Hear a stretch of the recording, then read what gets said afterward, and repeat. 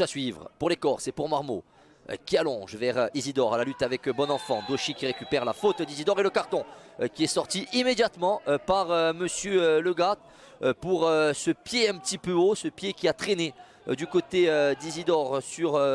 ça ne stagne pas, on le voit avec cette attaque du FC Bastia Borgo. Attention avec cette accélération d'Isidore. Oh, le tacle sur Isidore.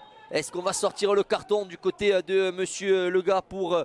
Renaud, ouais, le carton jaune pour le capitaine de cette équipe du FC VB.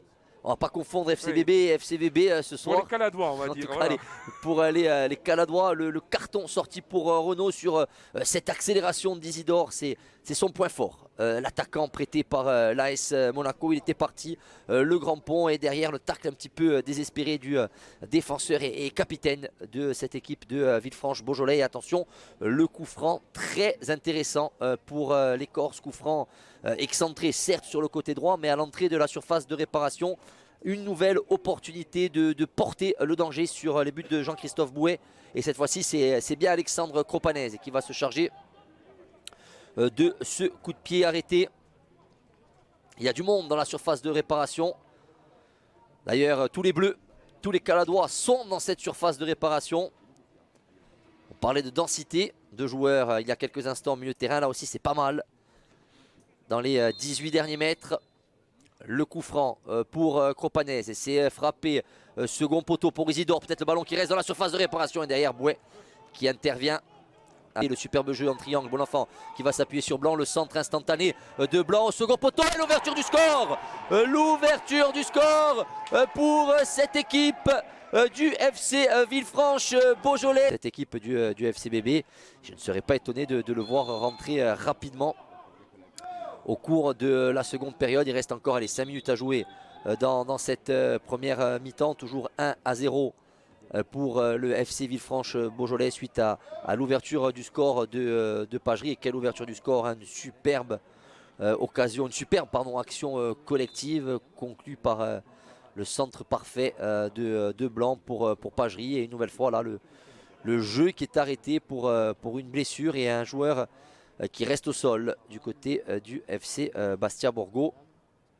J'ai l'impression que c'est la Jugie qui est restée au sol du côté de cette équipe corse.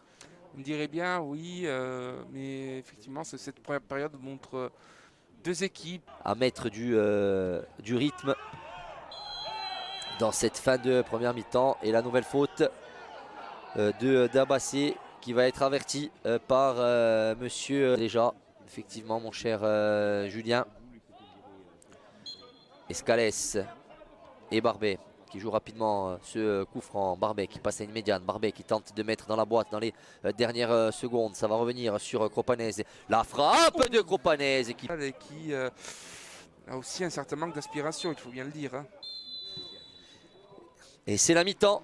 Mon cher, il peut pousser son ballon, il va se présenter devant Bouet, le crochet, la sortie parfaite de Jean-Christophe Bouet et le carton même adressé pour Raoul qui visiblement a laissé traîner quelque peu son pied sur ce duel face à Jean-Christophe Bouet. La grosse occasion pour cette équipe du FC Bastia Borgo, il a un petit peu trop poussé son ballon. Djarasouba qui tente de mettre en profondeur vers Cropanese et monsieur Legat qui ne laisse pas l'avantage. Ce qui provoque la colère des joueurs du FC Bastia Borgo parce qu'il y avait un boulevard pour Cropanese.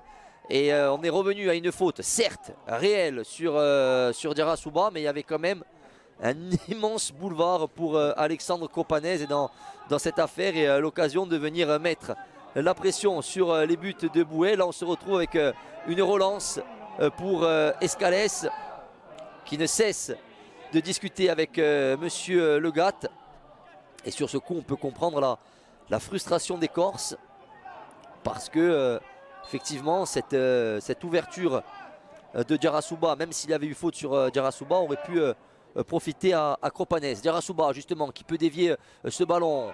Ça va revenir sur Isidore qui décale Oubenstock. Oubenstock sur le côté qui va tenter de mettre dans la boîte le centre d'Oubenstock. La tête de Giacomini, mais sans danger. Elle est rapidement jouée vers Mourpaille, mais la bonne intervention d'Antunes et le dégagement justement du jeune milieu de terrain et Monsieur Le Gall qui siffle la fin de cette rencontre sur cette victoire du FC Villefranche-Beaujolais.